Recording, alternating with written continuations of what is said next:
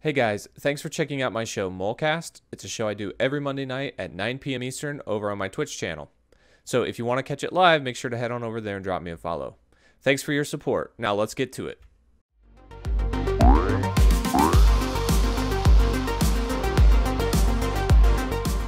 All right, guys, welcome to MOLECAST, a podcast about World of Warcraft content creation and everything in between. For tonight's episode, I want to welcome GL0CKN9NE. Thank you for being here, buddy. I appreciate having me. Yeah, man. Well, tonight's episode will be a little bit different than normal. A lot of times we talk about World of Warcraft and that kind of content, but tonight we're really going to be focusing more on the content creation side. So I know GL0CKN9NE personally. You're well, not in real life, but from gaming, we've gone back and have gotten to know each other a little bit through each other's channels and just through gaming together. And you kind of focus very heavily on the FPS side of gaming. But I was really excited to have you on the show because I wanted to hear more about your story with Twitch in particular, just because I think you have a unique journey with content creation, and I'm sure there's like some more backstory to that we're going to hear about tonight. So, I'm kind of excited to have this conversation with you and hear all about that. But it was funny about asking about this. Like people. I've never actually told the whole story, like why I went to Mixer. People just know like the little brief, like I just wanted to do something different. Yeah. But no one's actually asked, hey, what led you to doing it? Yeah, man. I mean, I just thought it was interesting because, like, obviously, whenever everyone had the Exodus, right? Like, people had the Exodus, and that was when like Ninja initially made his big announcement, which was like this huge commercial ad, like I'm going to Mixer, and then Shroud followed, and then like there was like a bunch of people because it was like Ninja, Shroud. I'm trying to think. Who's the popular? I can't remember his name. It's just a G. Like, GL0CKN9NE or something like that. I'm blanking. Remember. Yes, but he's like a Destiny. He was like a Destiny, streamer, but he also did like a lot of variety stuff. Yes. I know exactly who you're talking about. He has like his own convention down in Florida. Yes. And he's on Facebook Gaming right now. Yeah. He took the deal with Facebook. Yeah, with Facebook. I'm trying to remember what it was. It's I mean, if I go to Facebook right here, I'll find it. He's like on the front page of fb.gg. Yeah. They literally have him as the front page of it. Well, what's funny is like some of these guys, like they made this exodus from Twitch, and then Courage went to YouTube, and then Disguised Toast, who's like another like kind of more like a card playing streamer. He was like a very large Hearthstone like tabletop, card playing gamer who went to Facebook Gaming first. So he signed a deal with Facebook Gaming like when everyone else was going to Mixer. So, but he was another big streamer that people often don't talk about, but he signed like a multi-million deal to go do that. So I thought that was just interesting, but there was this huge exodus, right? And then shortly after a lot of that, people were like, hey, this is the real deal. Like Mixer is becoming very viable as a platform. Yeah. And that's, so I believe they left before the hi-rez expo, because I remember at the hi-rez expo, I was talking with, if you guys know who Incision or Darth X Goldie is, we were hanging out at the hi-rez expo, and they were kind of like explaining to me like what Mixer has to offer, this and that, and I kind of rolled my eyes at it. But the conversation I always go back to is me. If you don't know Incision streams on the Paladins channel. Really good friend of mine. We had like a 3-hour talk outside of the Atlanta airport, and we were just like kind of discussing Twitch, Mixer, content creation, and it kind of on the plane ride home, it got me kind of thinking like about the culture of the different platforms. And I was explaining to him at that point I wasn't really having fun streaming on Twitch anymore because Realm was at the spot it was in, and I don't know if you ever heard what happened at the hi-rez expo at Realm Royale, and like kind of how it was a slap in the face to all the Realm creators, how they only had one banner, no merchandise, had like 10 computers to try it on, and nobody monitoring it, and then it was just a very bad scene for Realm. And then it just basically the community kind of turned into like a flexing contest. I have another word I want to use, but I don't like. But it's basically time I had I was at like 500 subs. I was still doing good, even though Realm was going downhill. It just wasn't having fun anymore because it's like I felt like I was forced to play something, I couldn't switch to anything else. And then, I made a Mixer account to hang out with Incision, and then one day I just literally, just my chat was just toxic. My own viewers were getting toxic, and it was just like I kind of, it's my fault. I kind of allowed it to happen for a while, but finally one day I just ended stream one day, and I was gonna go to bed. I was like, you know what, dude, let me fire up a Mixer stream and see what happened. Yeah. And everyone who followed me on there already that knew I was on there pops in the chat. Chat was popping. It was just so much fun. And I knew like some people were in there just trying to get me to just to stay. And then, so I kind of tested it out without announcing anything on the weekends and stuff like that. And then, I tried it out. It was like the beginning of December. And then I tried it out on 2 weekends in a row. And next thing you know, I was like, oh, I'm too lazy. I don't feel like logging back into my Twitch account. I'll just do Mixer at night. And I just never went live on Twitch again. Yeah. I remember you made like the announcement on Twitter. Like I remember your announcement on Twitter, the official announcement. Now I don't know how far off that was from your first one. I chose to announce it on January 1st because basically like there's a lot of people that what it is the wrong picture people have is going to a different platform. Like, okay, Mixer's way smaller, the market's way smaller. You assume you're gonna, I'm gonna blow up over here because there's more exposure. Yeah, the only problem is there's less viewers too, so there's less chance for people to see you. Yeah. So so a lot of people were moving over. Then like 2 months later, that you see like, oh, we're going back to Twitch. So yeah, I literally said, I'm starting January 1st. I'm gonna be here all year, no matter what happens. I could be sitting at 2 viewers again. I'm not gonna be the one that jumps over here and jumps right back. I'm gonna try it out. And within 6 months, we were Mixer partner, and it was absolutely insane. Yeah. So you had like a huge boost. And now for a lot of people who don't know, like if you're listening, for the viewers who are listening in who don't know, GL0CKN9NE and I met in a game called Realm Royale, which is developed by hi-rez. They also have other games called Paladins, Smite. They have a new game out called Rogue Company. So we met playing Realm Royale together and streaming under that channel almost exclusively. I would say for a long time I was a Realm Royale player and content creator, and then GL0CKN9NE, you stuck it out way longer than a lot of people and continued to find success within hi-rez and their community, which is awesome because that community is really like, I love that community. Every community though has its bad apples, and sure. But it's something. There's something about the hi-rez community, whether it's in Realm Royale, Paladins, Rogue Company. There's just something about it just keeps me coming back. Not just 'cause I love the game, but there's so many great people in the communities that keep me coming back to hi-rez games. Yeah. Well, and it was kind of interesting because when a lot of people left Realm Royale, which the crossover here in terms of timing of when people were shifting from Mixer and Twitch was a similar time when a lot of people were shifting from Twitch or from Realm Royale to other games, which was funny because hi-rez obviously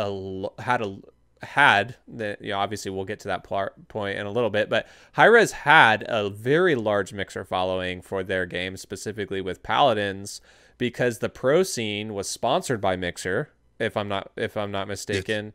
So the pro scene for Paladins, which again, it's not like a huge title, it's not a AAA game, It's like a AAA game, just like, even though realistically Paladins came out just before Overwatch. Yeah. But Overwatch is, it's Blizzard. I mean, come on, dude. Yeah. Like in terms of the budget for both the games and for the pro scenes, like there were some decent teams in Paladins, and there were some big name, companies involved in Paladins. But for the most part, it was like a little bit lower. Like it's not Overwatch level. You know what I mean? Like Overwatch is international. Paladins, as far as I know, wasn't. Well, was it EU and NA? Because it was in Florida, right? Yeah, it was EU and NA. But like the way I put it, you gotta remember, Overwatch is a $60 game. Yeah. And it has a huge player base, so they have a lot of money to put into that game. Paladins is a free to play Overwatch, basically. That's the way I put it. It's they have the same kind of game style, but they are totally different when it comes to customizing your characters and your play style, which is why I prefer Paladins over Overwatch. But when you really want to compare them, it's like a low budget Overwatch. Yeah, yeah. Um, but it was funny because I mean, hi-rez just makes fun games, man. Like Well, I'll just that's what it's all about. I mean, yeah, that's why people ask why you still play high-res games after Realm Royale, because people were all salty about Realm Royale. And we can get into what the CEO said in a minute, but yeah, people get salty over high-res games and all this stuff. And I get it, dude. Like, come on, as a streamer, like when you're sitting there and you're averaging like out of nowhere, I'm averaging 100 viewers a night, yeah, and then they just stop with battle passes and updates. You think I would be really mad and with my pitchfork and everything going after hi-rez? It's just like, I mean, I get it. I told people from a business standpoint. I mean, there were streamers out there who purposely would not buy the battle pass, who would not buy skins. The game's not making any money. You can't pay your employees. yeah, And like you said, the CEO made a comment today, and he took the blame for it and said that they did things wrong, and yeah. basically they're going to leave the servers up and they're not going to be any big updates. So I mean, at least now we have an answer. There's no more false hope and clickbait on YouTube and stuff. Yeah. Which for people who wanted to see what that was all about, I do have it right here. We can take a look at it. It's Stuart Chisholm. Is that how you say his name? He's the CEO of hi-rez. He released this huge document today that basically just talked about the future plans for Realm Royale and basically real quick. Yeah. The reason he released this, by the way, is because some drama popped off on one person released a YouTube video saying there's a new patch coming. Someone else released a video basically saying you're full of BS, and then this whole fight broke out on Twitter. And he actually, someone pinged him. He usually never responds back, but he actually responded back with this letter. Yeah. Okay. And I respect it. I really do. Yeah. Even though it's a little bit too late, but I respect it. Yeah. Which is basically the idea is like Realm Royale was probably it had the biggest explosion for hi-rez when it first came out. It was #1 on Twitch and had over 100,000 people playing it. They had tournaments, they had Shroud, they had the biggest streamers on Twitch playing this game. Ninja, Shroud, everyone was playing Realm Royale when it first came out. Well, and there's sound bites of Shroud and Ninja both talking about not playing Fortnite because of Realm Royale. And they really, and at the time Ninja was getting 100,000 viewers concurrent on Fortnite. He said that on his stream. Yeah. And, like you really missed it there, guy. Yeah. So like they were making waves, but back to the point of kind of what we were talking about is just this idea of like how hi-rez had this very big partnership with Mixer, and I don't think that takes away any of your success, but I do think that is a very smart move for people who played hi-rez games that they considered a different platform, simply because hi-rez did have a split player base in terms of where their viewership was coming from, and who their player base is. Like understanding who their player base is naturally is also another indicator of that. Like a lot of people play, they made this huge push in all their games for it to be on cross-platform, and like they were one of the first publishers or game developers to come out and do that. I guess they're considered a publisher, but to come out and do that, where it's like they made their games backwards compatible for PC as well as your console systems, and they made crossplay available for Switch, PS4, Xbox, as well as PC. So it was like they were one of the first publishers to ever do that with all of their games, or at least most of their games. Is Smite is also like that? Is that right? Yeah, Smite's also like that, but Smite was bigger on Twitch. The thing that they did with Mixer was, like, after the hi-rez expo, I played Paladins a couple times before. Yeah.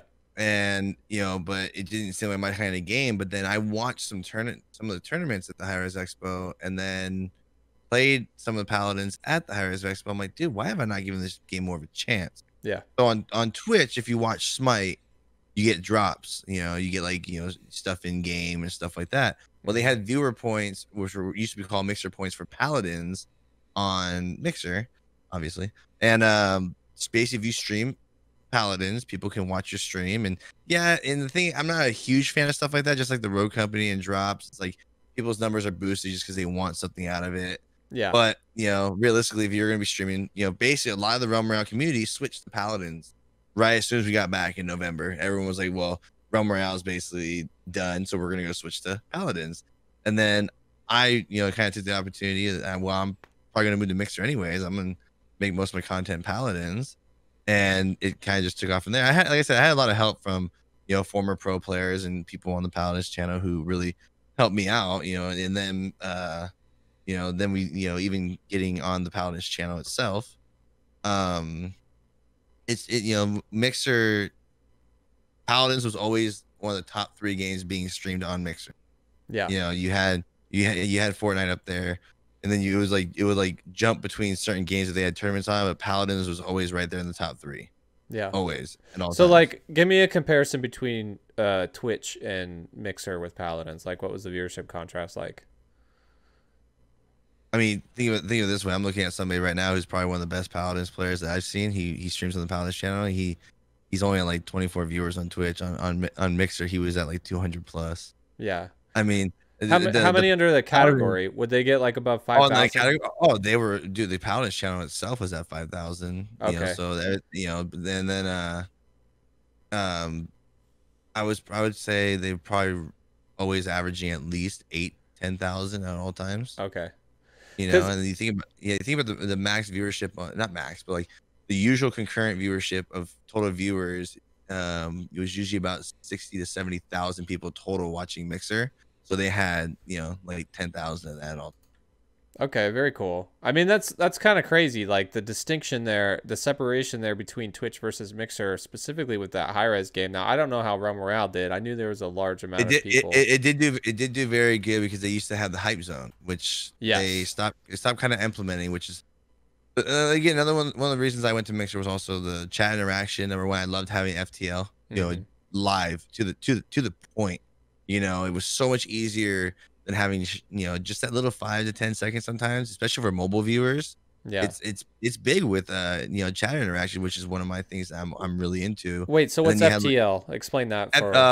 Faster than light. It's literally no latency. Like you are literally watching the stream live. There is no delay. Like on Twitch, there's it's usually like if you're watching on desktop, like through Ethernet and stuff like that, really fast internet, maybe 5 seconds if that. But on your phone, it's usually like 10 to 15 seconds. Yeah. So they had Mixer on mobile, which the mobile app wasn't very good.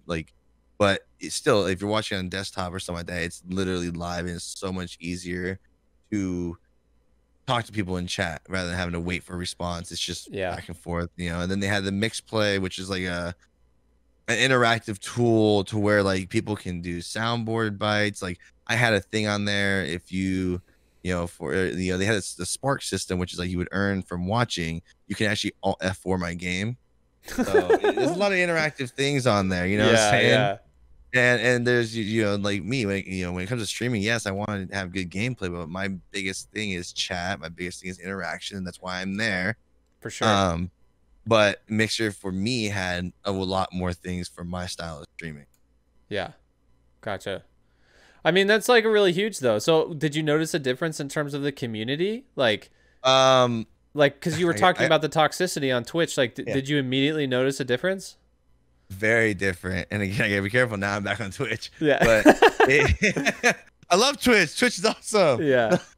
No, I mean Mixer, there's a different feel with Mixer, and it literally felt like it was just weird to how to explain it. It's like it was like you're it's like a family feel. Like everyone kind of knew each other, like especially like coming up, like it was crazy how many people like knew who each other were. You saw them.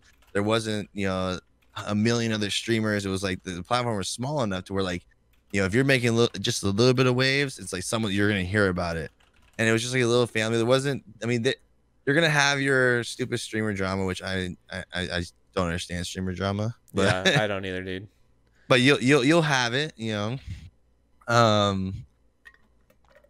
have your streamer drama here and there. You have your toxic people here and there, but for the most part, I mean, there was a lot of streamers on there that were just, it literally just felt like a big family. On Twitch, it was just, it just at the time. I mean, like I said, there's so many great people that I know on Twitch and become like lifelong friends, whether streaming ends or not. But Mixer just had a different feel compared to Twitch. Yeah.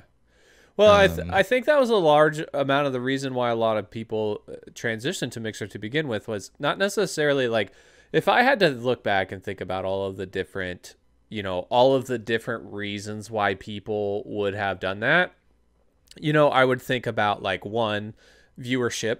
It's easier, you know, like a smaller pond, easier to get discovered, right?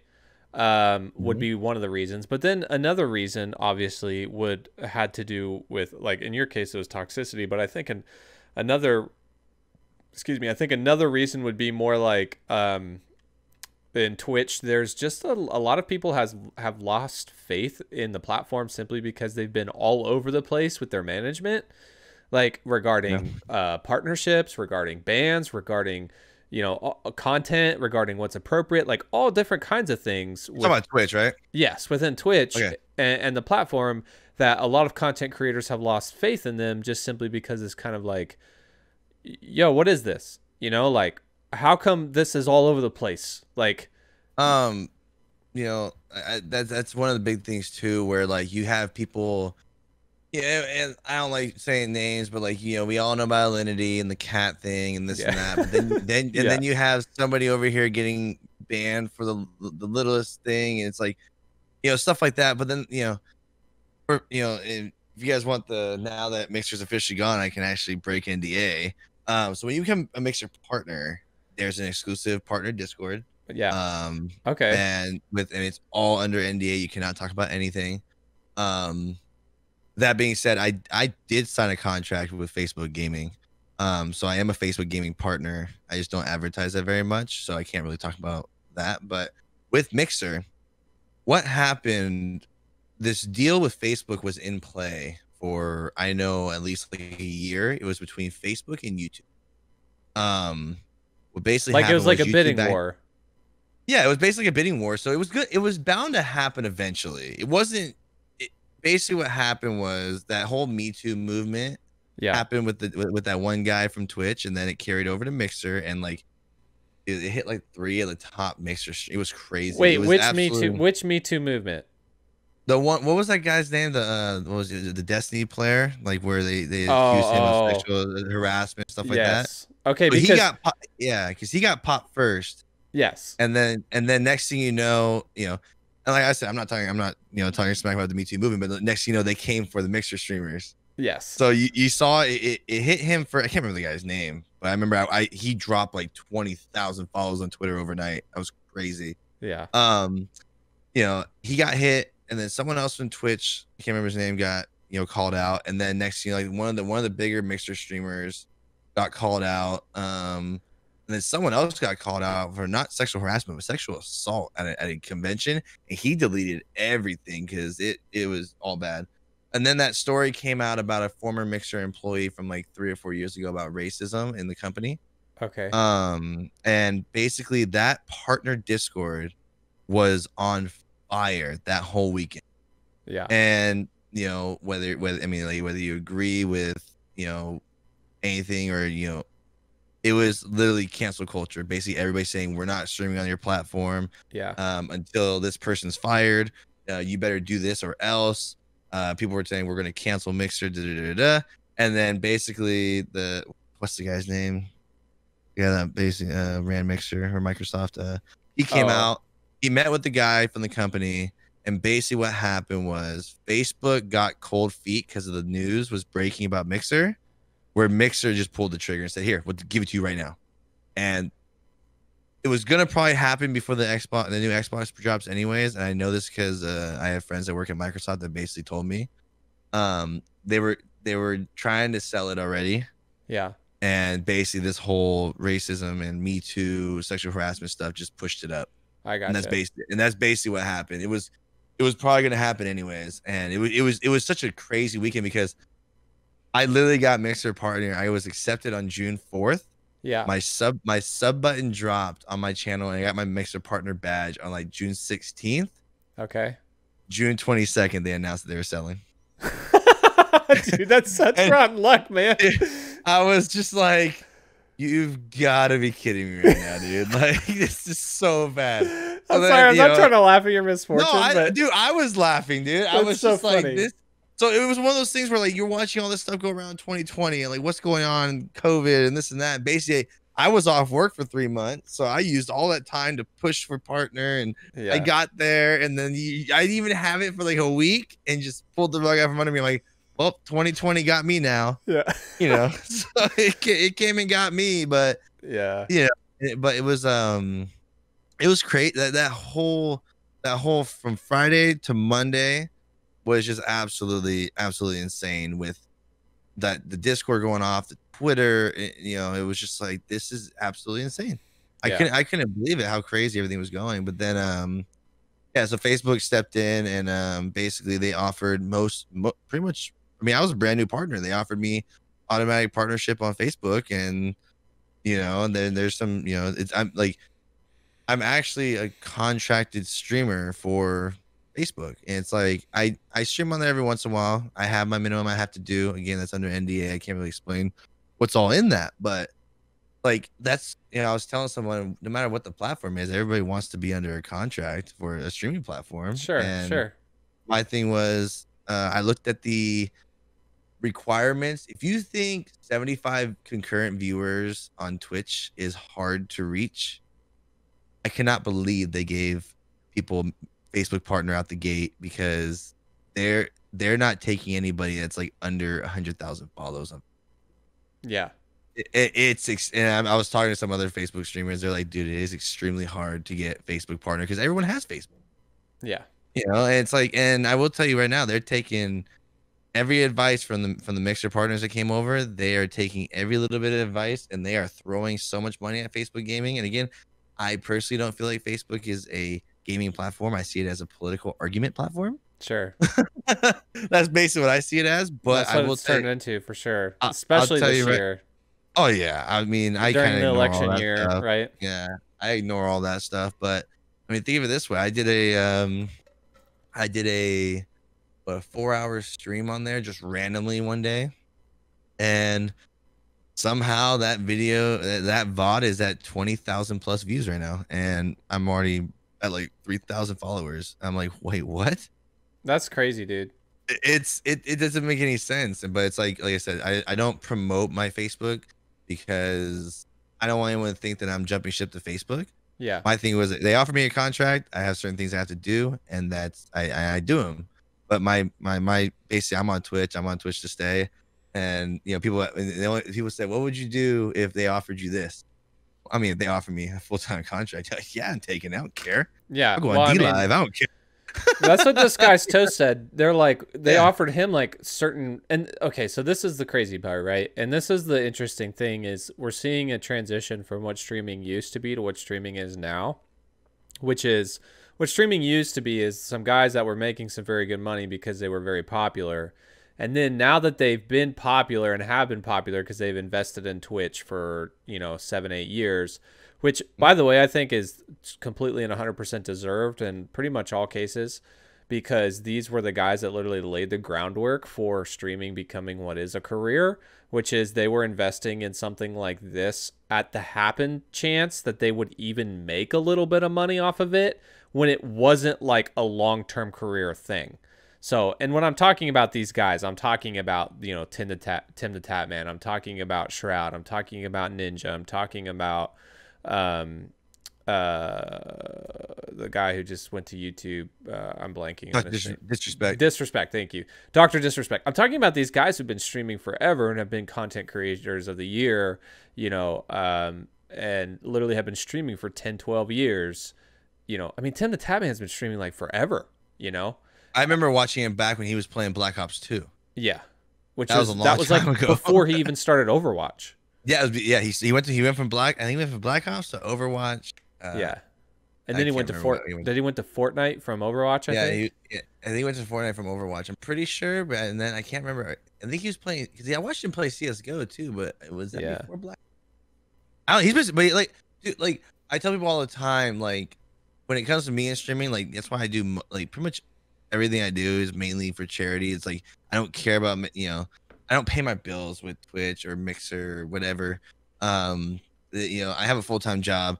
I don't see streaming becoming a full-time thing, but like I said, someone offers you a contract. That's that's one step towards doing it. And like someone was just saying, they don't care if it was the last gaming platform, they can't do it. I totally 100% understand. Facebook is still really weird to me. Yeah. To be streaming on every once in a while. But again, that's why I don't promote it. Okay. Now I want to hit on something that you were talking But about earlier though, yeah. because I do think there was one thing that you said that was really interesting is that Facebook gaming, or that you said Twitch is so toxic. Okay. Now Hmm. we know that Twitch in and of itself has had massive problems, some of which we've already talked about. One of Hmm. which is toxicity, that there are a lot of trolls and a lot of people trolling. Okay. Normal. Not to mention view botting and other things. Oh my You know what I mean? Like there are, God. there have been all kinds of issues related to Twitch, and Yes.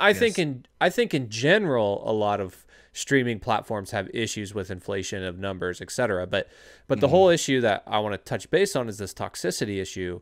Whereas with Facebook gaming, the fact that your actual Facebook account is more likely linked to who you actually are. Now, there are fake Facebook accounts, but the fact that it's more likely linked to who you actually are, the majority of the people on that platform are presented as themselves because they already have, an account. I think that eliminates a lot of this trolling and toxicity that you would experience on other platforms. Has that been your experience? So as a Facebook partner, Facebook actually promotes you and like will do like you can pay for ads if you want to promote your stream on Facebook. Yeah. But as a partner, they will promote you like once for a week, once a month. They did that to me the other day, and I was like 800 viewers and a bunch of people in there. And let me be careful with my wording here. Right now, the only way to have your gamer name in Facebook chat is to go and create a page. And this is where I'm saying this is very confusing right now Yeah. for people that you have your personal account through Facebook, which they say by their rules has to be your real name. Okay. And then you create a page, which is like a gaming page, or it could be whatever, just a page. And Yeah. then that could be a different name. And then when you go into somebody's chat on Facebook Gaming, you can go through your alias. But like what we've told Facebook, like because they sent out this is really cool. Like, hopefully I'm not breaking any rules here, but Don't get yourself in trouble. I don't want you to get I yourself. don't think I am. This isn't Okay. like leaking information. Just saying they sent out a survey like every 2 weeks, Yeah. and you fill out the survey about what you think can be improved, what you're having issues with, and you actually have an assigned person that will reach out to you about the things that you filled that out. And I've actually had many talks with my partner, manager. Like I said, even though it's not my main platform, I know people that have went over there full time. And if I can at least help them make the platform better for them, that's awesome. So, Yeah. one thing that they did announce this, so this is not breaking any NDA, is they are working on getting people their aliases and gamer tags. Cause I told them like, dude, I know people that do know I'm over here and they're in there watching, but they will not talk because someone named Fartmaster21 does not want to be called Josh. Yeah. You know what I'm saying? Yeah. Like Yeah. people don't talk. Master 21.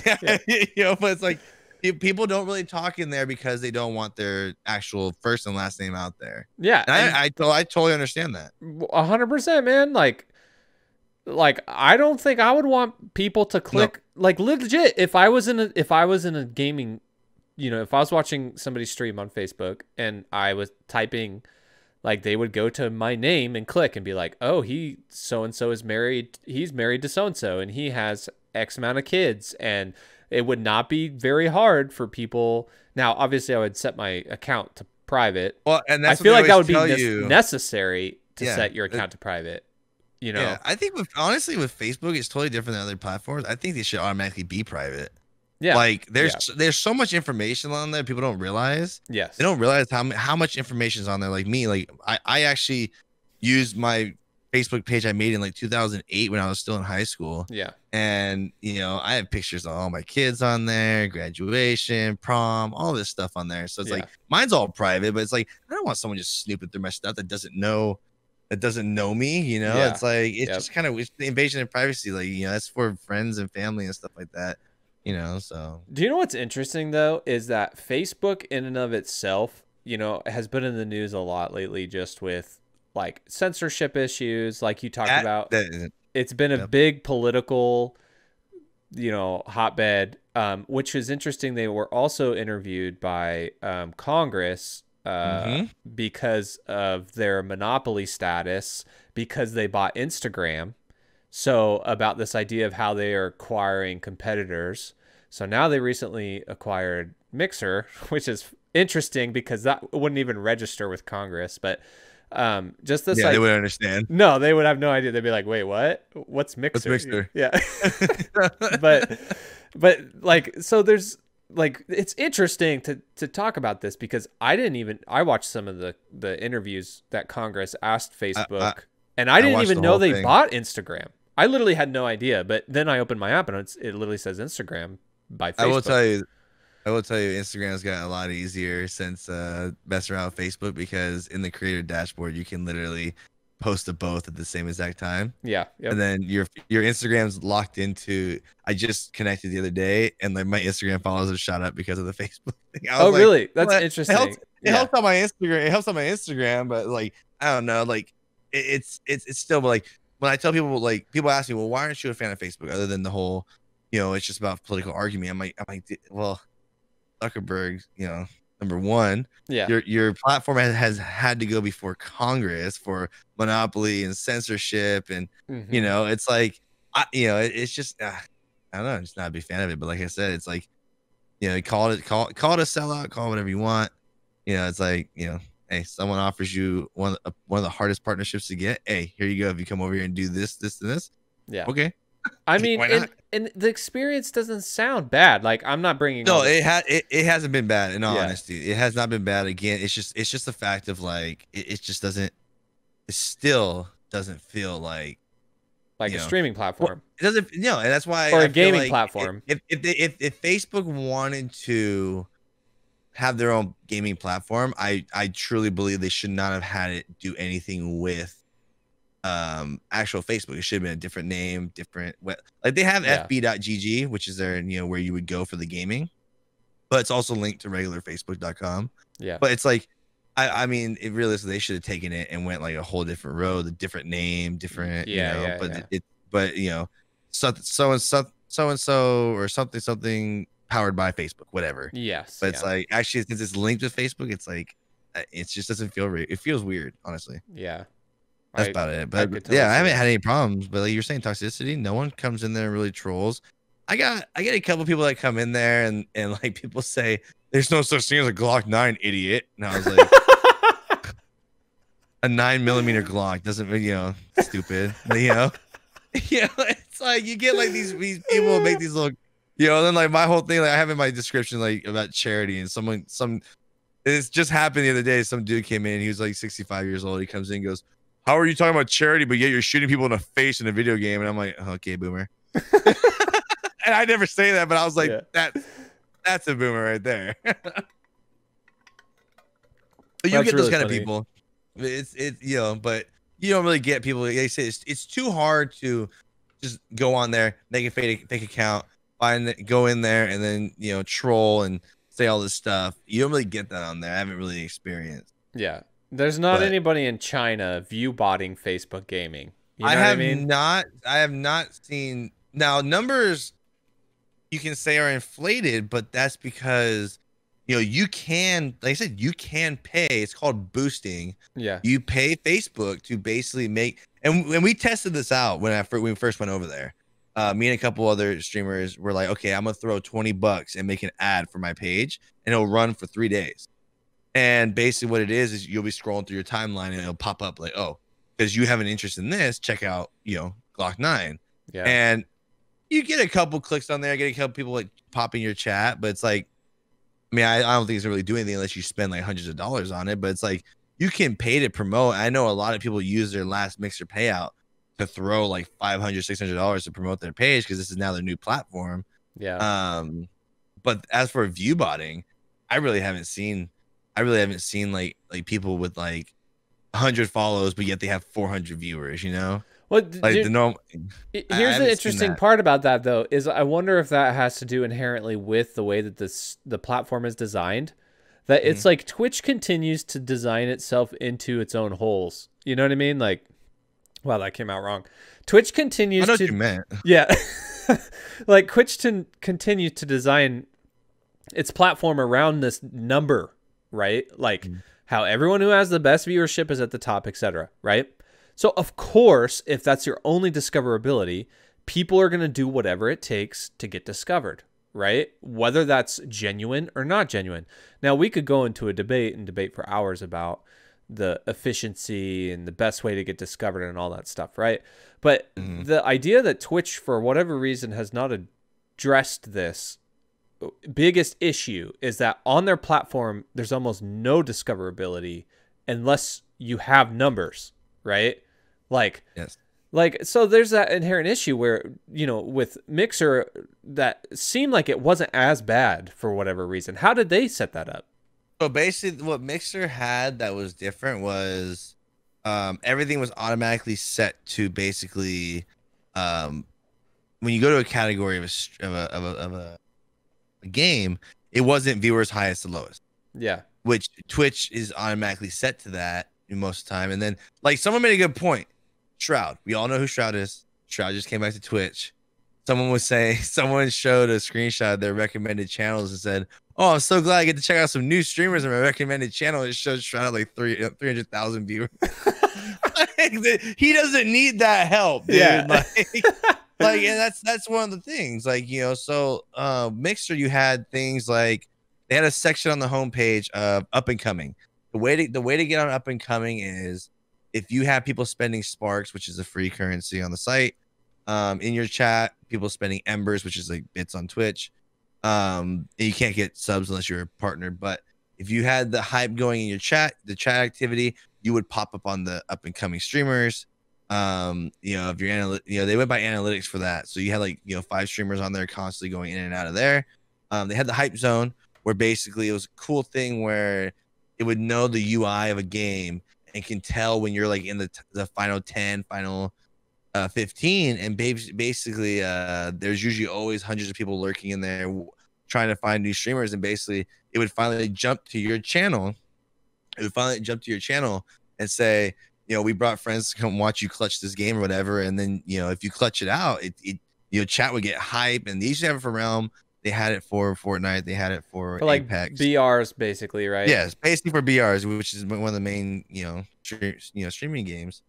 And the hype zone was actually really sick. And, you know, I remember the first time I was actually playing Fortnite on the platform, they came in and we actually were able to clutch out a squad win and just chat went crazy. I was like, holy crap, dude, this is actually legit. Yeah. So they created a platform that actually helped feed in to create hype within your stream without you having to even do anything, just playing the game, right? Play the game and they might pop up, and then you know, it was just the way they had it set up. It was very friendly towards newer, smaller streamers and stuff like that. Yeah. Like right now, I'm learning the algorithm of Facebook, which Facebook, it seems like it's going in a road of kind of like how Mixer was, where so their currency is called stars. Their subs are called supporters and stuff like that. Judging by your chat activity, you know, people spending stars and subs and stuff like, or supports and stuff like that.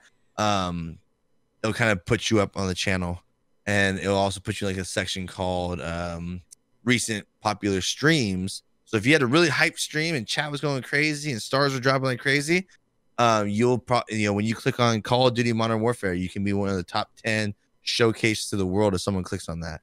So, you know, it's just not just partners, not Level Up, which is like the affiliate.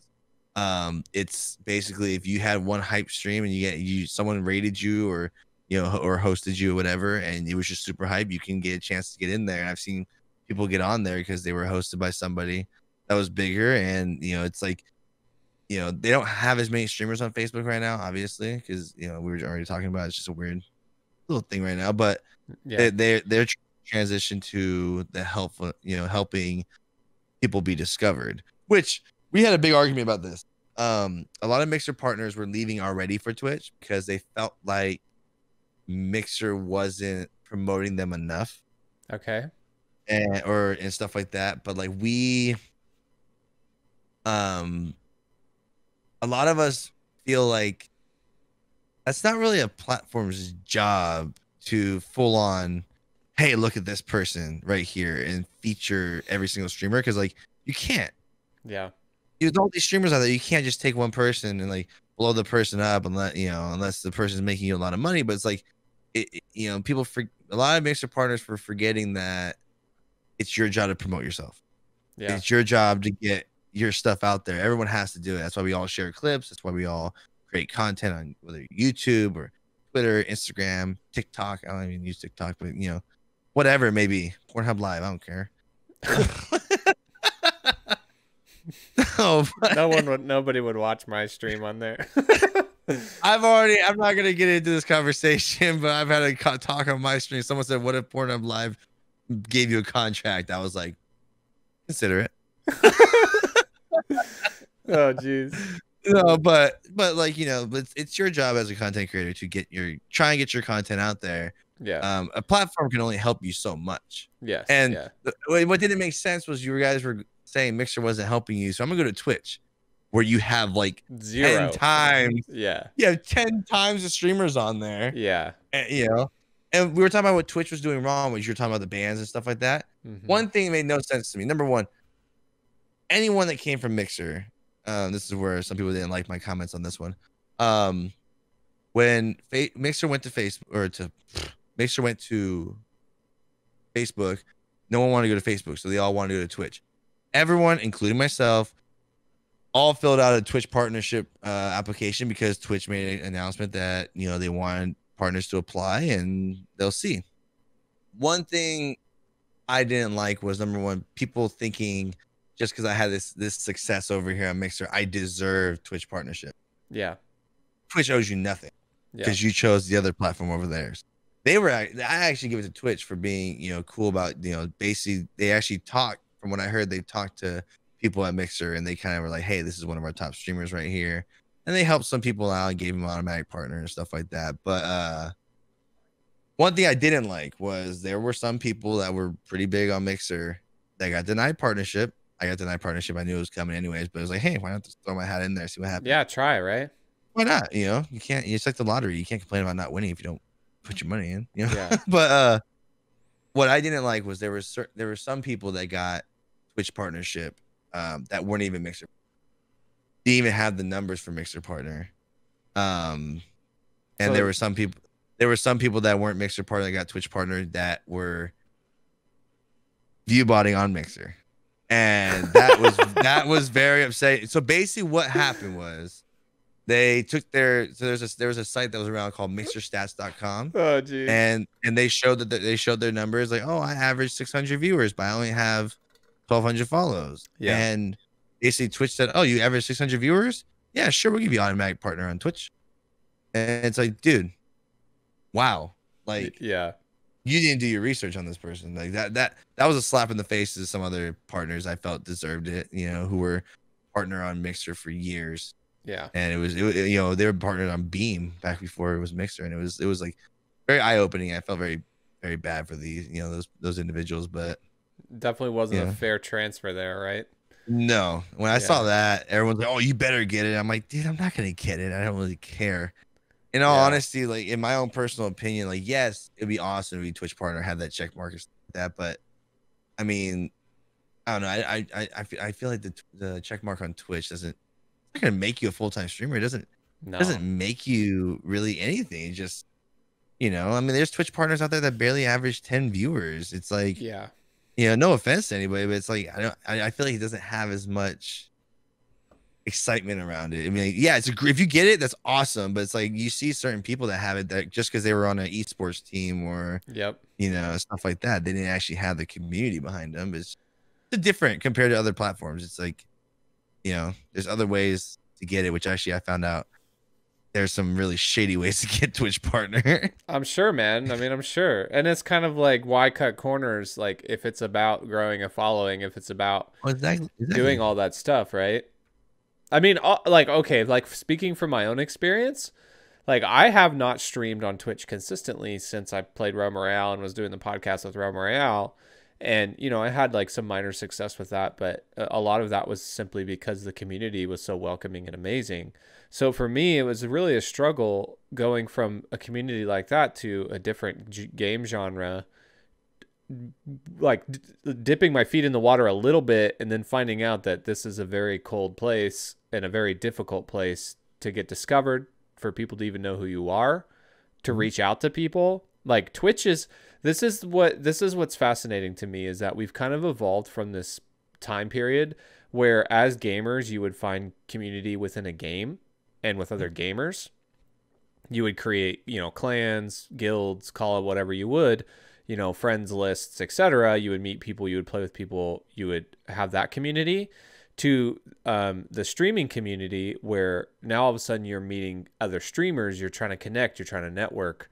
And in my opinion, if I had to be completely honest, I feel like it's kind of cheapened the community aspect a little bit because everyone, on Twitter, on Twitch, whatever it is, whatever platform you're on, isn't networking necessarily to develop relationships, but they're networking to try and grow something for themselves, right? Oh, yeah. So you know what? And this is one thing about me that, I'm very honest, and there's things that I really hate about me and somebody.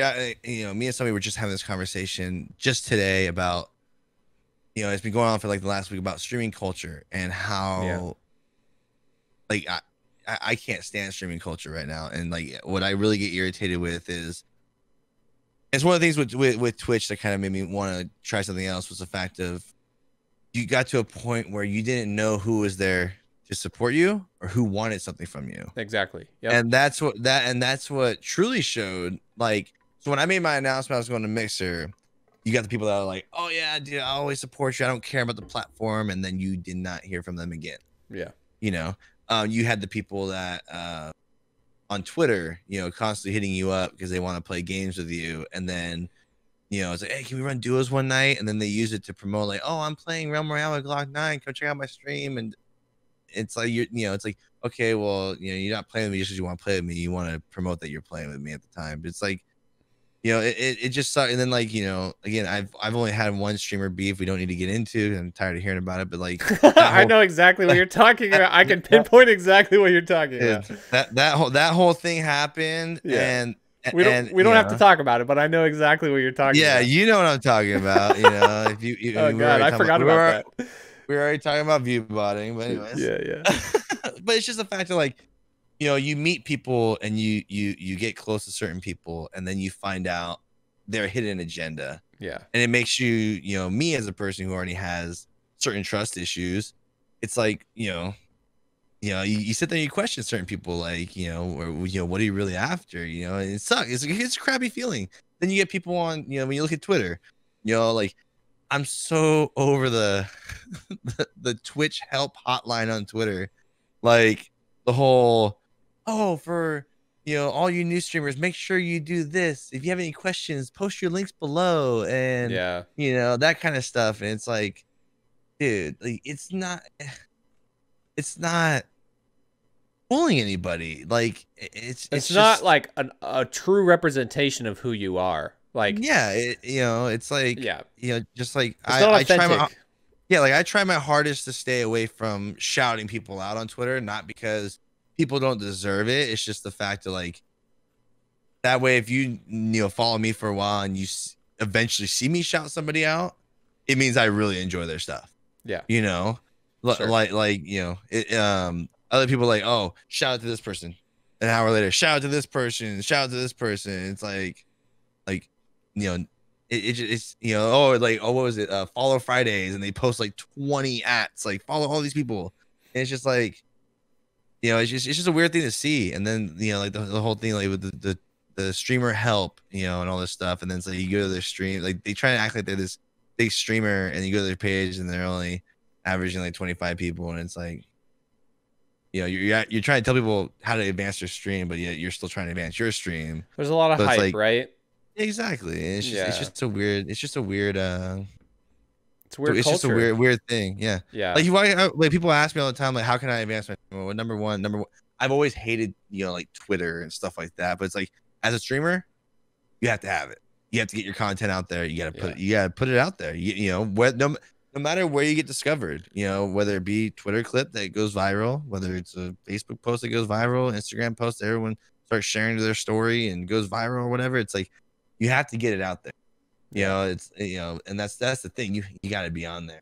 You got to put the work in. That's the one thing that I've Yeah. seen is a lot of people, they look for these easy outs. They think that it's sort of this, but a lot of the people that I know personally who have had large amounts of success just work their ass off. They just work super hard on whatever it is. Like whether that's, taking stream clips, whether that's making videos for YouTube, whether that's doing TikTok stuff. Like this one guy I know, I work with him actually, and maybe someday we'll have him on the show. I'm not sure, but I helped him get started in streaming or encouraged him to get started in streaming.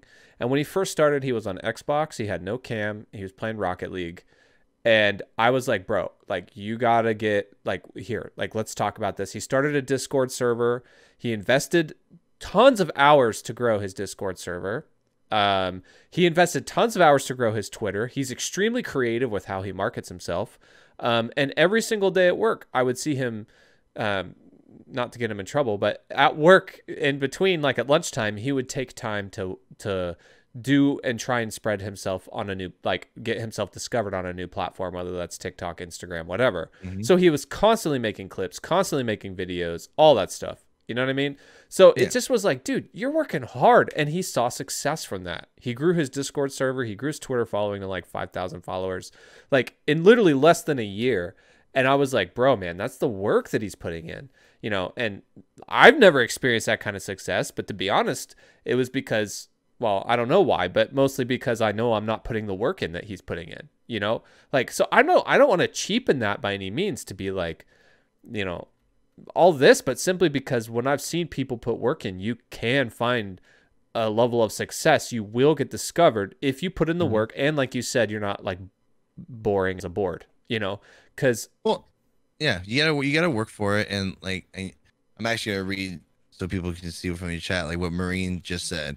I usually stream with 0 viewers because I don't care. yes. That was one of the reasons also why I went to Mixer, because I started getting too concentrated on the numbers. Yeah. Because there was 2 months in a row that I actually was eligible and for a partnership because for Twitch because I hit over 75 viewers, and then once Rome started dying, I was too busy. I used to never care about the numbers, and then all of a sudden I started concentrating on too much. Like I said, it was just a flexing contest between streamers, putting your sub count in your webcam, and constantly talking, posting on Twitter your sub count, and and then it's like that's what made streaming not fun for me. So that's why now, even since when I went to Mixer, I don't even care what the view count is. When I went back to Twitch, I don't play the view count because number one, with Twitch, also people need to remember with Twitch is on your Fire Stick, on your PlayStation, your Xbox. You can watch it from anywhere. Like me, I usually don't talk in chats because I will usually either have you on my other monitor where my keyboard's over here and I don't feel like typing anything, or I'm watching on my Fire Stick, which sucks to type on. So your numbers will usually be inflated, and I appreciate all those viewers, but the ones I'm mostly focused on the ones that are chatting in chat. So it's like, I don't care if it shows 100 viewers and there's only like 5 people actively chatting. I'm concentrating on the 5 that are actively chatting, and hopefully the other 95 or whatever are being entertained by that conversation. Yeah. But like I said, I started looking at that number too much. You would constantly see me look over at chat, and I would look up and look at the viewer count, and be like, we're like 20 below our average, and that's what made streaming not fun. And that's what I had to learn. And then you're talking about working. You know how many times my wife has to come in here and tell me, like, babe, you gotta be up in 2 hours for work, and I'm sitting here doing stuff off stream. Like I have scheduled tweets for like the next like week and a half with clips that happened like a week, 3 weeks ago. Yeah, I went through and found it. It's like the most famous quote you ever hear is, streaming doesn't start with the go live button, and it doesn't end with the end stream button. Yeah. Dude, Yeah. you gotta put the, it's a grind. Like, people ask, do you want to be rich and famous from streaming? Well, that's not my goal. If it happened, that'd be awesome. That'd be cool. But like, that's not my goal. I just want to continue to grow what we've been growing. Like my community and my Discord, people that show up every day is, all the success in the world, which at the most, usually we have like 30 people chatting, and then like it will kind of like fall off. People will go into the lurk mode and stuff like that. It'll happen. But like, people that show up every day, say hi and stuff like that. They talk to each other in chat. I'll be at work seeing Discord going, people having conversations. That's what it's about right there. Like, people making connections, not just you to them, but them to each other, you know, through your community. Like I love seeing when I'm not online and I'll be watching somebody from my community and stuff like that, and seeing people from my chat pop in and say what's up, and you know, supporting them as well. That's what I'd love to see. You know, everyone, you know, I think people when they get to streaming, they see it as, oh, I can make money playing video games. Yeah. Dude, I don't think I got my first payout for like a year when I hit affiliate. And I only hit affiliate because I had my 3 buddies just lurking in my streams. Yeah, and then we've all been there, dude. Once you hit affiliate, they're gone. You know? Like, I'm just helping you for this. I'm like helping you move for like 2 weeks, and then it's pretty much what it is. They basically go, "Oh, you need 50 follows? Okay, let's get you the 50 follows." Yeah. And then we're all gonna lurk here and get you 5 average viewers. And then you're like, "Hey guys, I made it. Cool." Click off your stream, and next you know you're at 1 viewer. Yeah. You know, so I streamed Realm Royale for, gosh, dude, because I have streaming hours. I have like 1,100 hours streaming Realm Royale. Yeah. I didn't start making, you know, waves in Realm Royale until maybe 500 to 600 hours in that game. You know, finally, you know, because I've known it, you know, everyone that knew Realm should know who Idiot Mouse is. Idiot Mouse actually lives about 20 minutes away from me. Really, really cool guy. But we've talked, and I remember we fought each other in Realm Royale before he even became a streamer. Yeah. When I first went to his page, he didn't have a profile picture, no overlays, no panels. He just started streaming, and we got to know each other.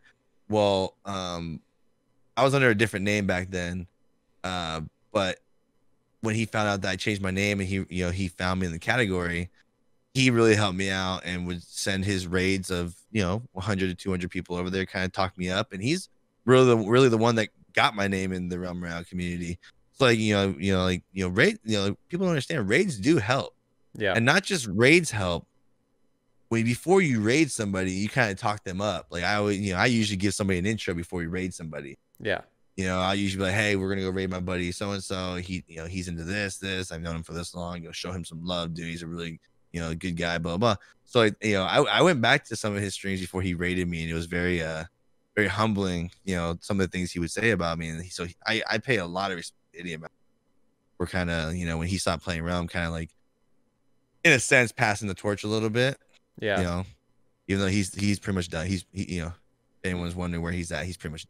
Yeah, I figured he'd kind of moved on, and because he's been off the platform for a long time, even though he had experienced a large amount of success, and he even did a lot of YouTube content, which he experienced a ton of success there. He grew that from nothing to like 5K subs in like freaking a month, like insane amounts of growth, So yeah, it's tough, man. I'm not gonna lie, it is tough. I think as a content creator, like we're talking about, you got to work. There's no quick shortcuts. You do have to find what works for you as well. The one thing that I hear and that I'm reading in chat right now is it's also extremely hard to put in work when you're working 40 hours a week, if not more. Yes. And that's true. So I think if your goal is to be a content creator, what that means for you is to find something in content creation that you think is fulfilling. So I think it's hard because the door to entry is so difficult to actually feel like you have an experience that is true content creation. Does that make any sense? Like a lot of people are like, I'm not actually a content creator until I'm like 20 viewers. That's how people think. No. Right. But that's not even the actual experience for people who have 20 viewers. You know what I mean? So, one of the things I always go back to, and then one of my mods, if you ever been to my channel, you usually see one of my mods named Donnie. And I pay so much respect to this guy because when I talk about for like 2 years, I streamed to one person. Yeah. He was in there every single day. Yeah. He was there when it was just him. Yeah. It was literally just him. We were playing Call of Duty Blackout, playing Realm Royale. And we couldn't get any traction, nothing. We're still posting clips. We're still trying our hardest to grow. And so he's seen the growth of my channel from the beginning. And he went, he followed me over to Mixer and still modded for me over there. And, like I said, like if your viewer count says 1, your job is to entertain that one person. Yeah. doesn't matter if you have 100 people, 100,000 people in there. If there's only one person in there, I think if you don't, I really feel like if you don't respect just that one person and you're looking at your numbers too much, we're like, oh, why don't I have 20? Why don't I have 50? All this stuff. Like you're kind of losing like what streaming is really about. And like just the fact that I have people I have now watching me, like I said, like I can't believe that someone stuck around for like a year being my only viewer. It's absolutely insane to me. And it's, I appreciate that so much. And we all gotta start somewhere. Like take Shroud right now. I'm looking at the screen. He's at 60,000 viewers. Shroud, who was on Cloud9, one of the top Counter-Strike players in the world, it streamed for like a year while being on Cloud9 and didn't even have 10 subs. Yeah, because okay, this is kind of mean, but the dude personality-wise is very unique for streamers. Yes. Okay, I'm trying to choose my words wisely here because I'm not. I know where you're going. I know what you're trying to say. I'm not trying to be toxic. It's just how do I say this? He's not naturally an entertainer. He's just really good at video games. Yes. And so I mean I would say over the overall majority of people that watch his streams would not watch him and be like, this guy, is freaking so entertaining. It's like, no, like they're watching for his gameplay, and then I mean he still does an okay job at streaming. Well, what just happened? I just lost clock. Oh. We just got hacked by Shroud, guys. I think we just got hacked by Shroud.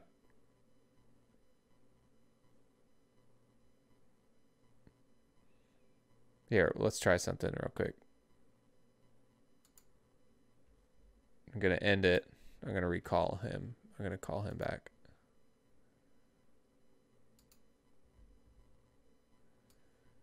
Hello? Hey, bud. All of a sudden you froze on me. I saw it on the stream. I was like, hello? I think we got hacked by Shroud, dude. He heard, dude. His ears were tickling. Who's talking about me? He was like, dude, who's talking bad about me? And then he hacked my stream. That's what happened, dude. Anyway. That was hilarious. I was like watching the stream and all of a sudden you stopped talking. I looked over. You were frozen. I'm like, oh. So anyway, but it's kind of like this element of like, you don't have to be this big personality to find success either. Like and this is the thing is, I think that people should learn to play to their own strengths. Like I do enjoy listening to people who have advice for content creators. I listen to a lot of Devin Nash. I watch a lot of his videos. Who's the Alpha Gaming guy? I always forget his name. Harris Heller. Harris Heller. I listen to a lot of and watch a lot of his videos. Some of those things I agree with and some of them I don't. Now, no one really cares what I think because I'm not a big streamer on Twitch or haven't experienced that success yet. But there are things that I can pull from that and know that they're not inherently going to apply to me as a content creator. And simply, I also look at that and I'm like, I don't care. Like, if there's an element there where somebody is like, you're not going to grow on Twitch unless you stream 4 days a week, I'll just be like, I don't really care. Like, that's not my goal as a content creator exclusively, is to grow on one platform. I would say for myself, and what I have set aside for myself as a content creator, is to find a source of content that, one, people enjoy, and then two, that is something that is fulfilling and self-fulfilling for me.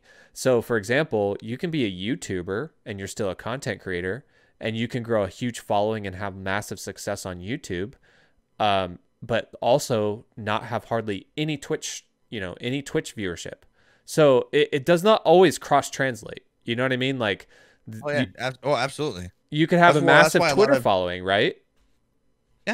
I see people all the time with like 15,000, followers on Twitch, or I'm sorry, Twitter, that are actually active, because I think everyone nowadays gets accused of follow bots and this other stuff. But there are people that have like 15,000 followers on Twitter and they have an active, retweets, all this other stuff, but it doesn't, go back to Twitch. The same thing with a lot of these YouTubers. A lot of YouTubers are trying to make a transition over to Twitch, and they're realizing it's a different game. Yeah. And there's a lot of Twitch people that were streaming that realized they found a love for content creation on YouTube. They don't really stream as much. Yeah.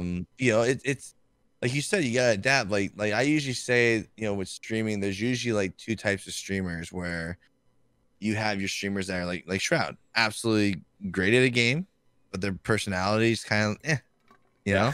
know, Yeah. you don't get the hype, you don't get the kind of like the fun, I guess you want to say, a lot of the joking. Yeah. Then you get the ones that don't give a crap how they play, but they're Mm-hmm. absolutely hilarious and a joy to Yeah. be around. Yep. And like, I've been asked before, like, well, what do you consider yourself? I'm like, I try my best to ride that line. Yeah. Like the games I play, I know I'm at least decent at, and I try and make good plays. I try and win. But the same, I mean, if you ever watch me, I get hype, and I will jump out of my seat, and I will dang near backflip sometimes when I do certain things, which is really hard to believe. But oh, trust me, what my old gaming chair, I broke it. I was getting too into a game, and I jumped up and I like slammed down on it. And it kind of went. Yeah. See, But it's I like, had to, I try to ride that line, you know what I'm saying? Which is yeah. why, since, we talk about World of Warcraft a lot, you and me have talked about World of Warcraft because there's a time when Classic came out, we were streaming it.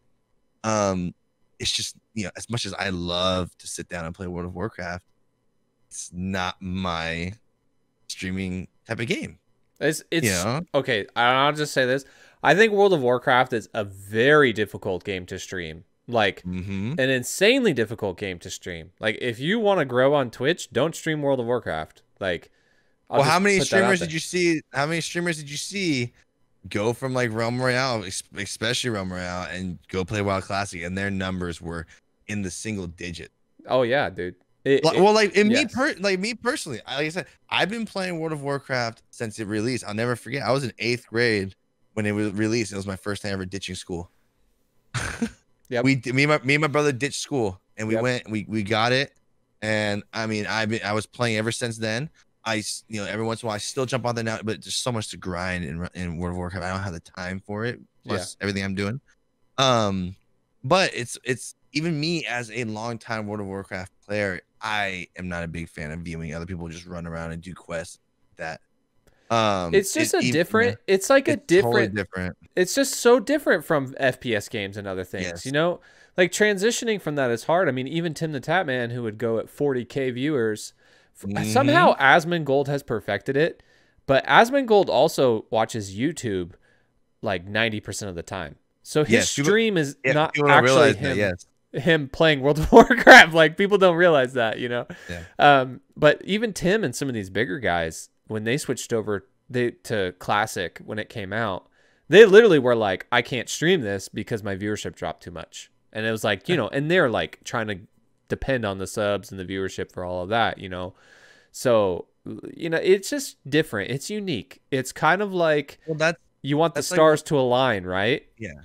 But yeah, it's one of the things that you just said right there was like, well, with Shroud when he went to Mixer, a lot of people they try and get into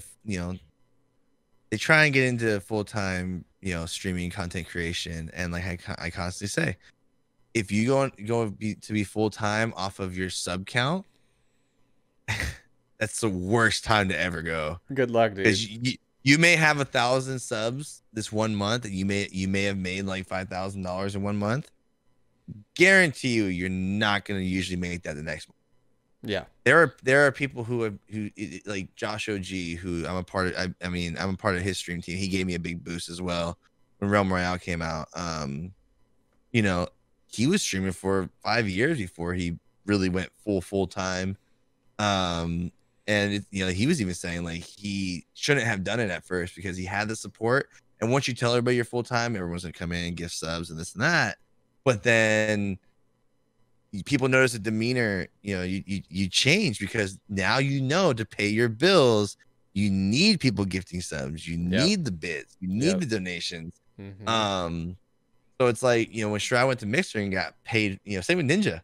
When they went to Mixer and they got paid that, they played whatever they want and they just had a blast. They didn't care. And then it actually kind of taught me, like I said, when I was on Twitch, I started looking into the numbers too much. I started looking at my sub count. I started looking at my viewership. I got kind of stuck in that little rut, and then it was like, when I went to Mixer, I would play Valorant, I would play Paladins, I would play whatever the heck. I would hop on Realm around, just run around for a little bit. And people, people told me that they prefer me to do that because I'm just playing what I want to play. Yeah. It doesn't really matter. It doesn't matter what I'm playing. As long you could tell when a streamer's having fun and when he's forcing himself to play something. So I learned that actually from going over to Mixer, where you find out who's there for you, who's there for the game. That's right. Because like when Realm Royale on Twitch, I tested it out. I showed people when I went back to Twitch. I think we were at like 45 viewers. I said, I was like, watch, bet you I switched to Realm Royale, you're gonna get a bunch of people in here and say what's up. And I switched to Realm Royale. By the time the first match was over, everyone was like, yo, you're back playing Realm Royale. And I'm like, see, the Realm has that community. No matter where the game's at, they will show up. Yeah, they still love watching the game. They'll show up, and that's why some people would try their hardest to still stream the game, but you can tell they're not having fun. It's like they're forcing themselves to do it. And what I call it, no disrespect to anybody doing it, they'll start their stream off of Realm Royale, get everybody in there, and then they'll switch to a different game and try and take that viewership over there. You know? And it's like, I see what you're doing, but people are going to start catching on as well. Yeah. And they're going to know that you're going to play like 3 games of Realm and just be done. Yeah. But so it's like, just play what you want to play. That's my best advice to everybody. Eventually, like I said, you have 1 viewer on there. Your job is to entertain that 1 viewer. Yeah. That's That's good, man. I mean, I think that all that's good. Like, some of the most fun streams that I've had have been like just chatting and doing YouTube content, like just watching YouTube with my channel, Dude, I've learned that is actually some of the funnest things to do. It's just to sit back with the community and just, if you have like 2 people in chat, whatever, say, hey, someone recommend a video for me. Yes. Yep. And that is actually, I know someone's gonna be like, well, what if you have no viewers? When you get there, whether you have 1 or 2 people in there, you just sit back and you're just having a conversation with someone in chat.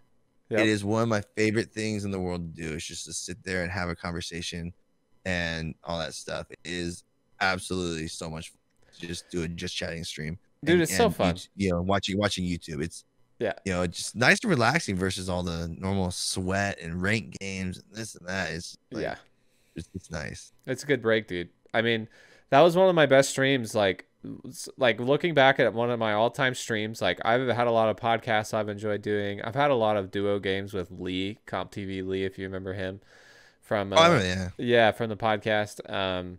So I look back at some of my favorite streams, and one of them was definitely up there. Where it was literally I was streaming to like 0 people playing World of Warcraft, and I was like, next time I'm just gonna do like a stream, and we're gonna do just chatting and YouTube, and I'm just chilling tonight. We're not playing games. We're just hanging out as a community, and it was so fun.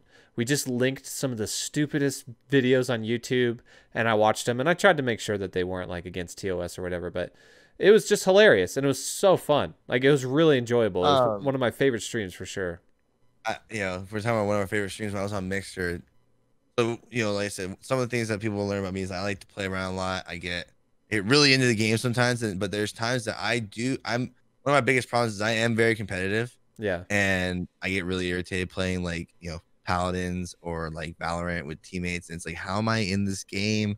And this guy has no idea what he's doing. I get really irritated. It's normal. It's a team game, which is why I loved Realm and just run around solo, So, but it's like, I love playing with people, but it's like, there's times when you're trying to rank up that. But I remember one night I was getting so mad. Like I remember that night we were playing ranked Valorant, and I was actually carrying the team. It was only like a gold game, but still, I'm trying to get up there, and then I lose 1 round, and dude starts talking smack, and I remember I slammed my fist down on my desk, and my Elgato disconnected. Like the HDMI came loose, and I was just like, dude, you know what, dude, I'm done. Yeah. And one of my mods is like, let's just sit back and watch YouTube. Let's just sit back, reconnect. Let's just watch YouTube. Dude, we sat there for an hour. I've never watched this before in my life, but they were linking beatbox competition. Most random thing ever. I'm like, why are you linking beatboxing? Dude, we sat there for an hour watching this competition, and I had so much fun. Dude, totally changed the whole mood. Yeah. And then we were watching, like, I don't know if anyone knows Old Greg. Yeah, oh yeah, I dude. I'm old I Greg. never saw that You before. ever drink old Bailey's from a shoe? Yeah, I never saw that. I'm like, what's old Greg? And then they started showing me old Greg videos. I'm dying. Yeah, dude, that's I'm so literally funny. dying. And then by like the whole mood of the stream just totally changed. And it was Yeah, all because the community was like, hey, let's just do this. And it's just like that was probably one of the most, it was not just one of the funnest streams, it was one of the most eye-opening streams. yeah, Because like I said, people like to enjoy watch you sweat every once in a while. They like to watch good gameplay and competitive gameplay, but at the same time, not everybody wants to watch somebody rage, which sometimes it happens with me. I get really irritated because I think you probably see me put on Twitter. I have high standards for myself, and yeah. there's times where I know I'm underperforming, and I get really irritated. And I feel like I'm failing, but I have the community that is there to kind of like pick you up and like, hey, you know, And do you know let's what's just do great this. is those are the people that will support you no matter what happens. Is the people that are willing to come to those fun, just chatting things because they're there for you as a content creator. They're not there for you as the sniper or whatever. You know what I mean? Like they're there to support you for you. Well, like I said, that's what I've learned going from Twitch to Mixer and then back to Twitch. It's like not saying like I get why people didn't like Mixer, but there was people that were blowing smoke, and like you realize, okay, once I moved to Mixer, there were people who were like always in my DMs wanting to play with me, acting like a really good friend. Once I moved to Mixer, they unfollow you. Yeah. And then you come back to Twitch and then they follow you again, and it's like, okay, I'm not stupid. Okay, I see it now. But it's like you learn, when you jump around like that every once in a while, you realize, you said, who's there for you, who's there for the game, or who else, or if someone's there for something else or whatever. But it's like, yeah, those just chatting streams, they're just hanging out with you. It's just like a bunch of friends hanging out, watching some good videos. It's really a blessing to see. Dude, it is. It's funny because random side note, I went to work one day and spent literally like 45 minutes with a coworker. We literally went down this rabbit trail where he was showing me these lawn care videos on YouTube.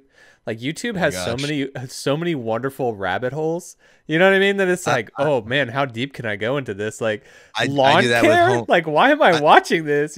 I've done that with home projects. So like during this whole quarantine thing, yes, I used a lot of it for content creation, Yeah. but I think I'm one of the first men to ever finish their honeydew list and then some. Yeah. I asked my wife, what else needs to be done around the house? She goes, I think of anything. I'm like, I literally finished the honeydew list? Yeah. Like, dude, I replaced the front door, back door. I redid my garage. I redid the garden outside, all from YouTube. Yeah. I got stuck on this whole train of like things you can do for cheap or whatever. So Yeah. like the only place I was going during quarantine was Home Depot, Yeah. Lowe's. Literally everyone in the country was like, I'm gonna fix up my house, right? Yeah, I mean, like this is the time. Yeah. This is the time. I have the time. Yeah. So it's like, dude, I redid the moved the furniture around. I That's hung funny. stuff up, put shelves up, homemade shelves. It was like, dude, like. Yeah, it was all stuff I learned from YouTube. I'm like, dude, YouTube has some great stuff on here. Yeah. That's awesome.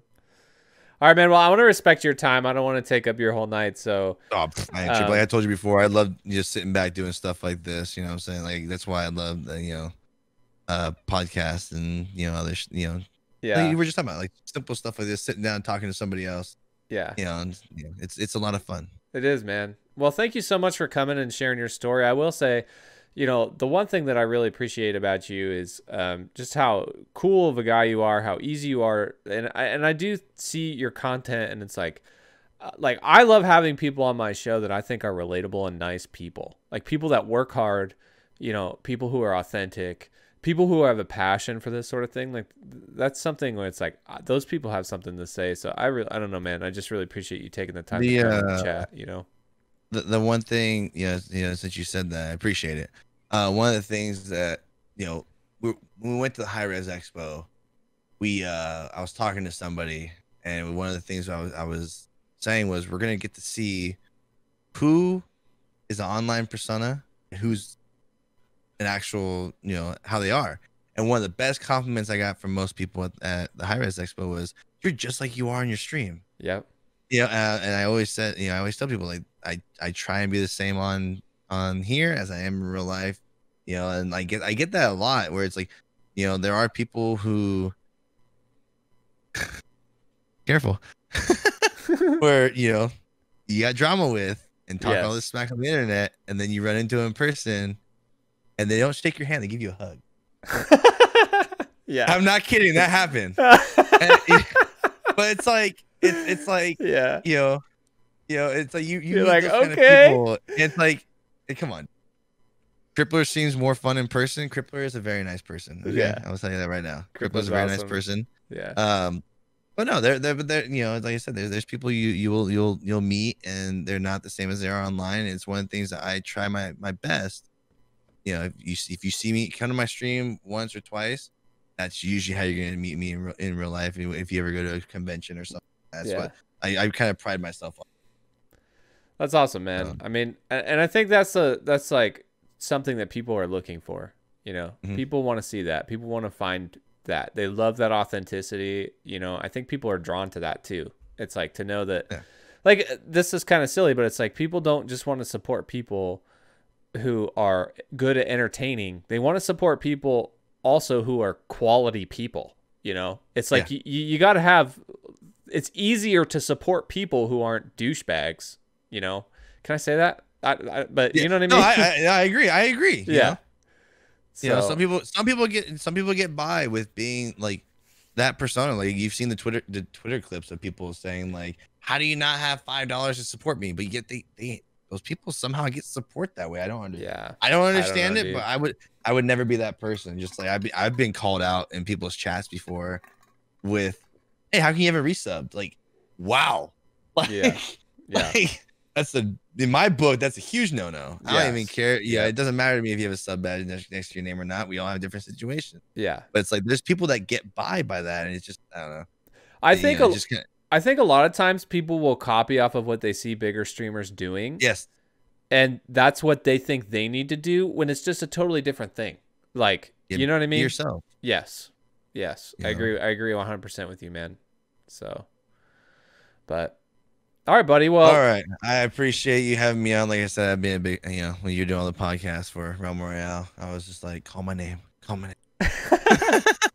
yeah, dude. It was a shame how that had to end up, you know. So It is what it is, you know. I mean, there's other games. I mean, you know, eventually Fortnite's gonna be at that road. I mean, it's already kind of going downhill right now. We'll see what happens, but you something know, every has to game, happen. everything happens, you know, at that time, you know. Yeah. But it is what Every it is. every game has its time. I miss it. I Well, look back well, on it yeah. like with like that was like some of the highlight for sure of my time in that community, you know? Well, So, like I said, I announced in my Discord. Like I've said on stream before, where like I won't call the game dead as long as the servers are still up. yeah. But it was a I would call it a dying game. Yeah. But I announced in my Discord. I shared that tweet earlier, especially the one of me lip singing. Um, we no, Yeah. I basically told my community. I was like, you know, it basically confirms what we all already basically knew. But no matter what, whether people are salty towards it or whatever, I will always be thankful for Realm Royale and the people that I've met and the push it gave me and the platform that, you know, whether it's just however small my platform is it's given me, I'll always be appreciative of it. Like 75% of my community at least that came from Realm Royale. So I'll always be thankful for that game no matter what happens. You know? Yeah. So then you got the people who are like, "Oh, F hi-rez." I'm just like, dude. Yeah, whatever, man. Like, right? Like, actually, I played some paladins. I haven't played Rogue Company yet. I do have a key I need to redeem, but I played some paladins after the Realm Royale and had a really good time with it because it was very casual, like very fun to play with your friends, that kind of thing, you know. Oh, yeah. So, yeah. But anyway, buddy, well, hey, thank you so much for coming on the show and sharing your experience with us. And, you know, in terms of the whole Mixer to Twitch and back again, you know, we kind of ventured off to talk some about content creation, but I think, you know, this was a great episode, just a lot of good wisdom and just good conversation. So, Oh yeah, it was great. yeah, man. Well, you stay safe out there on the West Coast, man, and we'll have to play some games sometime soon. Are you gonna? Oh. What should I do if I jump into Rogue Company? Who should I play? You like sniping, you go right towards my girl Phantom. Phantom. Phantom is the sniper. Yeah. One of the easier characters to play right now is Lancer. Yeah. You know, if you want to play, you know, easier character. Yeah, you can go with Lancer or Phantom. Those are the two I would go with if you're just starting. Cool. I'll check But that out. if you ever jump in there, just let me know and I'll get on. All right, man. I am gonna go get a dub in Fall Guys. That's my mission right now. Dude, that is everybody's playing Fall Guys. Everyone's lighting that up. Like I said, I was not gonna play Fall Guys. I saw it, didn't have an interest in that kind of game. One of my mods and really good friends, and one of my biggest supporters, gifted me the game, and I cannot tell you how much fun this game is to play with them. It is, dude. Yeah. It is some of the like oh my gosh. If you don't have Fall Guys, I highly, it's absolutely hilarious. I'll have to check it out, man. Everyone's been trying to get me to play it, and I kind of want to check it out because it does look really good. It looks. I thought it was one of the ones that everyone was trying to oversell, and yeah, I think I was like 2 games in. Dude, my side was hurting from laughing so hard. Oh, jeez. Like, this game it's just a bunch of little jelly beans running around. You're trying to. Oh my gosh, it's too funny. You know, it can get very irritating. Yeah. But it's hard to win. I haven't won yet. So it's like I want to get that win. I gotta get that win. Nice, dude. Nice. Hopefully you get one before Tim the Tap Man does. That's why. Hey, if I get one, I'm gonna post them. Even though he's probably gonna see it, I'm gonna tag him. But look it, I gotta win before Tim the Tap Man. So cool, man. All right, buddy. Well, hey, it was good chatting with you. Always, dude. All right. Well, I'll catch you another time, dude. I did. All right. See ya.